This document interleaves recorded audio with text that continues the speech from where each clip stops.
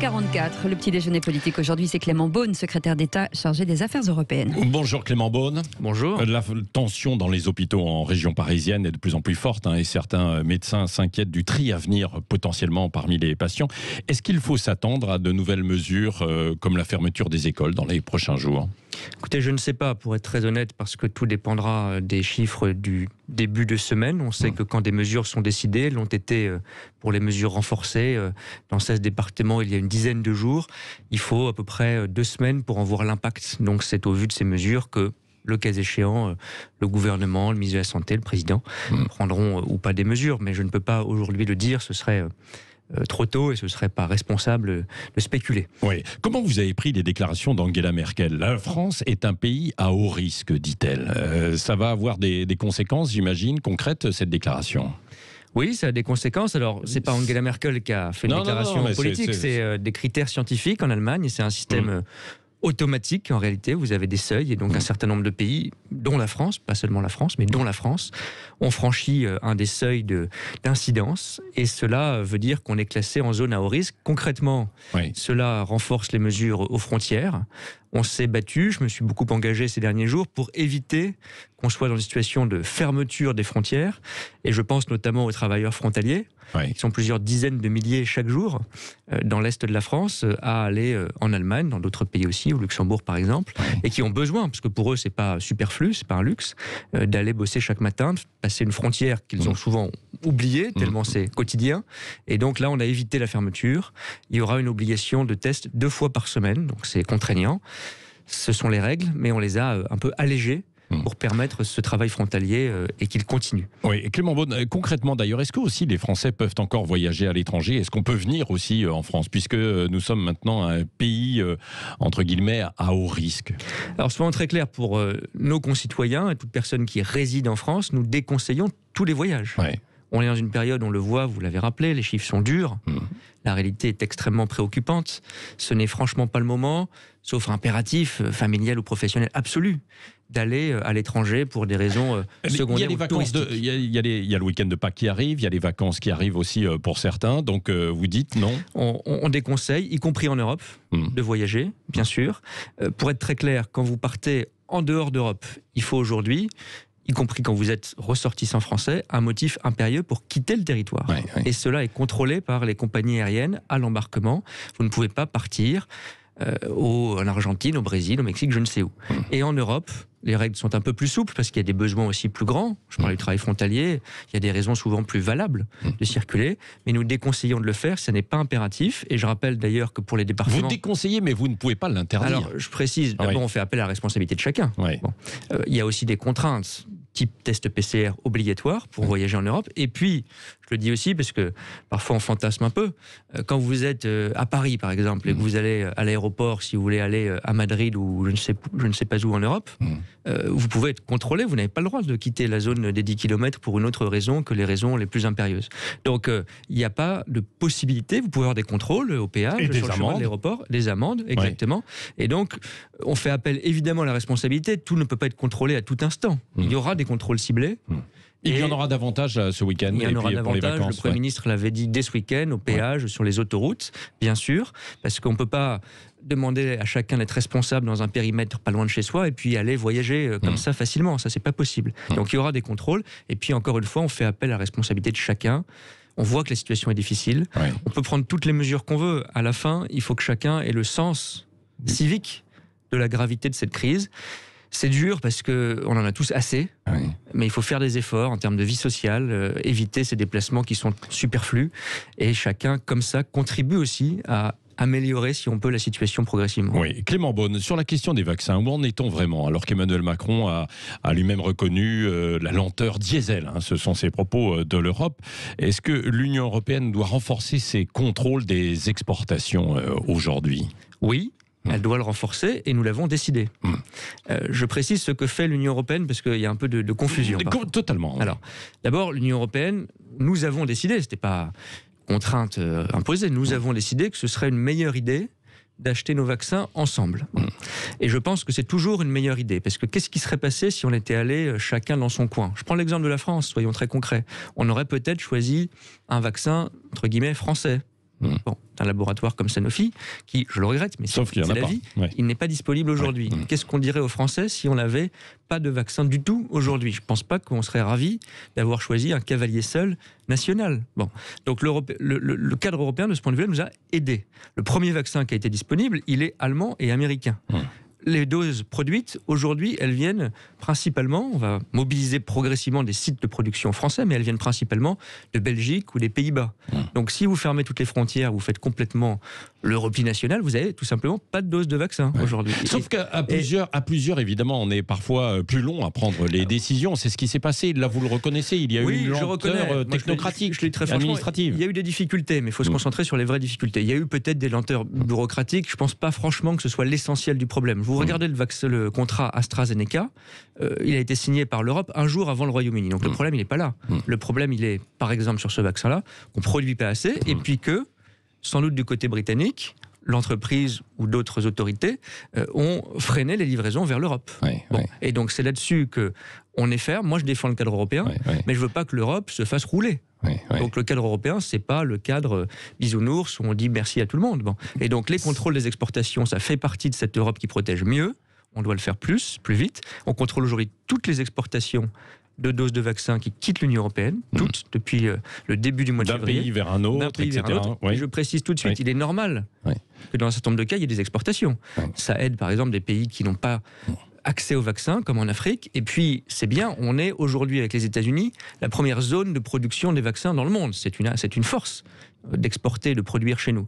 Simplement, moi je pose un principe très simple, qu'on a acté au sommet européen auquel participait le président de la République jeudi, c'est la réciprocité. On livre si on est livré. Donc on livre des doses au Royaume-Uni ou ailleurs, si eux-mêmes respectent les engagements et nous livrent. Ça, je crois que c'est du bon sens, et c'est comme ça qu'on se protège. Et le cadre européen, là où je le dis franchement, il a été, comme le disait le président, un peu diesel, c'est-à-dire long au démarrage, c'est au tout début, sur l'innovation.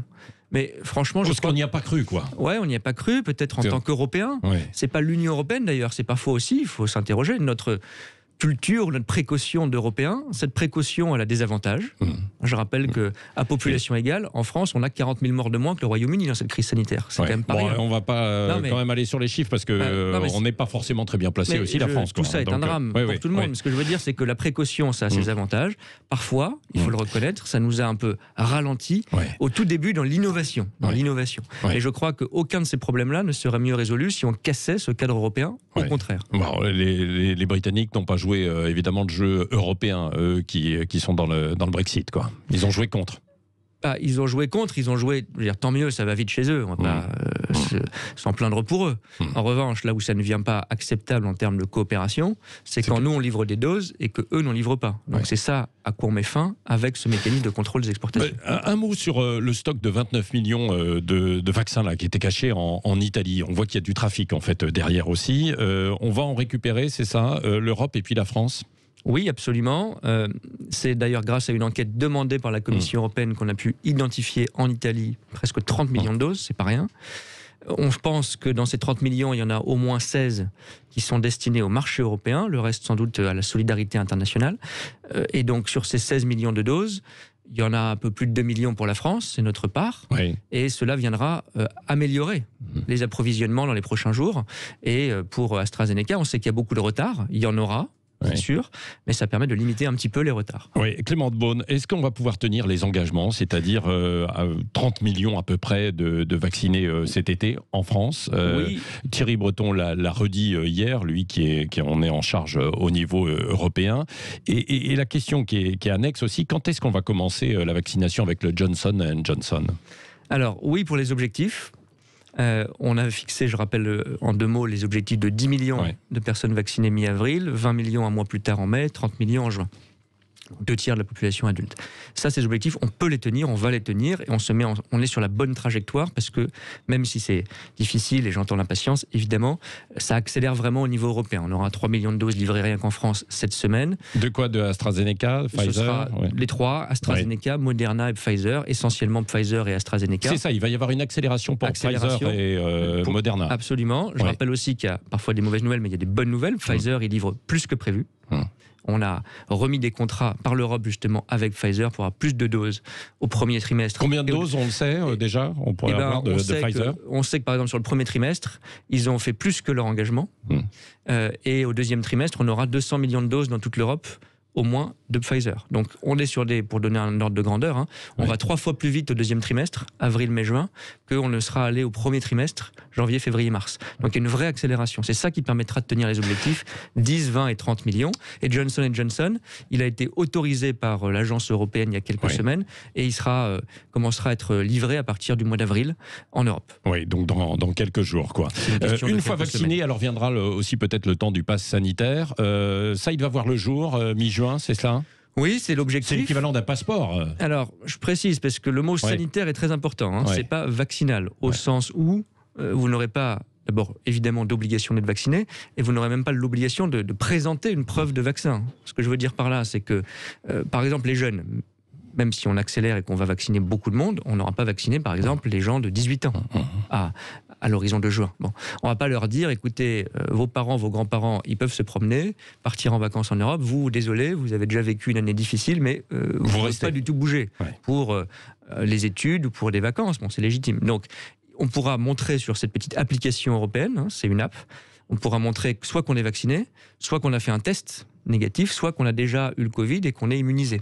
Et cette application sera commune au niveau européen pour éviter ce qu'on a vécu l'été dernier, c'est-à-dire qu'on ait des règles très différentes, toute la cacophonie qu'on a justement critiquée, en disant parfois il y a des zones rouges à tel endroit, parfois c'est pas le cas. Et ce sera la même chose aussi pour les touristes potentiels qui viendront en France, quoi. Européens, oui. Et pour le tourisme international, je ne l'ai pas précisé tout à l'heure, on a encore des frontières fermées. Donc vous êtes aujourd'hui américain ou russe ou chinois, vous ne pouvez pas venir en Europe parce que la situation sanitaire ne le permet pas. Cet été, je ne sais pas ce qui sera possible. Alors oui, mais la priorité, c'est la circulation. Cet été, en Europe. On a une vision, non, pas encore, c'est trop tôt. Mais on nous dit parfois tout et son contraire. On nous dit vous protégez pas assez en fermant les frontières et puis c'est dommage, il n'y a pas de tourisme. Donc nous, on est responsable. C'est d'abord la fermeture des frontières au tourisme international. C'est normal. Dans cette situation qu'on connaît aujourd'hui, on ne peut pas se permettre une ouverture des frontières. On tient bon. Mais la priorité, c'est d'abord qu'on circule en France, évidemment, puis en Europe. Et puis on verra pour le vaste monde. Si c'est pas obligatoire finalement, à quoi ça sert quand même le certificat, le pass sanitaire? Attention, ce sera sans doute obligatoire pour circuler. Pour circuler. Quand on dit, vous avez dit non, pas forcément. Si on peut avoir un test PCR, quand on dit que c'est pas obligatoire, c'est le vaccin qui n'est pas obligatoire. Personne n'est forcé s'il ne veut pas. En plus, on n'est pas certain de l'avoir, quoi. Exact. Oui, et puis surtout, on ne veut pas forcer les gens. C'est votre liberté individuelle si vous voulez pas être vacciné, et vous n'êtes pas paria si vous n'êtes pas vacciné. Mais en revanche, c'est normal. Aujourd'hui, il y a déjà des restrictions qu'on assouplisse un peu en disant vous pourrez circuler en Europe, soit si vous avez un test PCR négatif, soit si vous êtes vacciné. Je précise quand même que c'est pour ça qu'on attend encore quelques semaines. D'abord parce qu'il faut que la vaccination monte en puissance, mais il faut aussi qu'on sache si quand vous êtes vacciné, vous êtes contagieux ou non, ce qu'on ne sait pas encore formellement aujourd'hui. On ne va pas faire circuler des gens partout en Europe si on n'a pas cette preuve scientifique. Oui, et Clément Beaune, un mot sur... hier, nous avons reçu sur Sud Radio le nouvel ambassadeur de Turquie qui a dit et qui a répondu indirectement à Emmanuel Macron en disant « Il n'y a pas d'ingérence de la Turquie en France ». Qu'est-ce que vous lui dites? Écoutez, il y a un certain nombre d'actions, on le sait, via les réseaux sociaux, on l'a vu récemment, le débat sur le financement de certains lieux de culte, de mosquées, qui montre une volonté d'influence ou d'ingérence dans les affaires il dit non, c'est pas de l'ingérence, non. Écoutez, on peut jouer sur les mots. S'il n'aime pas le mot ingérence, appelons-le autrement. Mais enfin, il y a un problème. Bon, D'accord. Qu'on sorte le dictionnaire des synonymes. Mais le sujet, c'est quand même, est-ce qu'on peut accepter qu'il y ait un système comme la loi séparatisme veut y mettre fin d'imams détachés qui soit mal contrôlé? Est-ce qu'on veut contrôler ou pas les financements des lieux de culte en France? La réponse doit être oui. Évidemment, du point de vue du gouvernement. Est-ce qu'on veut laisser les réseaux sociaux inciter parfois à la violence ou aux critiques contre la France après l'affaire Samuel Paty ou d'autres? Non. On veut évidemment réguler cela, empêcher cela. Et donc, voilà, on peut appeler ça influence, ingérence, comme on veut, mais c'est un problème. Et c'est normal, c'est pas contre la Turquie spécifiquement. Quand la France se protège de toute ingérence étrangère. Oui, dernière question avec Cécile Ménibus. Cécile. Oui, lors de votre voyage en Pologne, vous n'avez pas eu accès aux zones dites libres d'idéologie LGBT. On sait que la parole homophobe en Pologne est assez courante. On sait aussi que des subventions ont été retirées par l'Union européenne. Est-ce qu'il faut, d'une part, retirer le droit de vote à la Pologne, même si c'est compliqué, et aller plus loin, voire les exclure des 27 ? Non, moi je ne veux pas envisager ça parce que ce serait un échec. Je ne veux pas qu'on démantèle le club européen.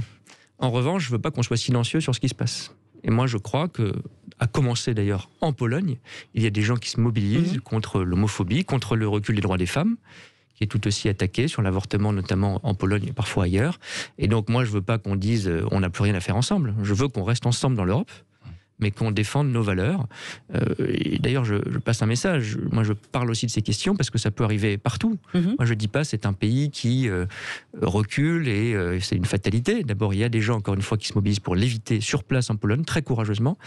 Et puis, les reculs des droits, des libertés, de choses qu'on pensait acquises, ça peut arriver partout en Europe. Donc, c'est aussi une façon d'ouvrir les yeux, d'être vigilant. Je pense que l'Europe, c'est la liberté, la démocratie, c'est vrai, mais ça se défend. À propos de silence et de se taire, qu'est-ce que vous pensez des propos d'Audrey Pulvar ? Écoutez, j'ai été choqué, comme beaucoup de monde, parce que je n'aime pas ces logiques, évidemment, d'exclusion, de stigmatisation, de racialisation. C'est contre toutes nos valeurs. Merci Clément Beaune, secrétaire d'État en charge des affaires européennes, d'avoir été l'invité ce matin de Sud Radio. Merci. Dans un instant, le journal de 8h.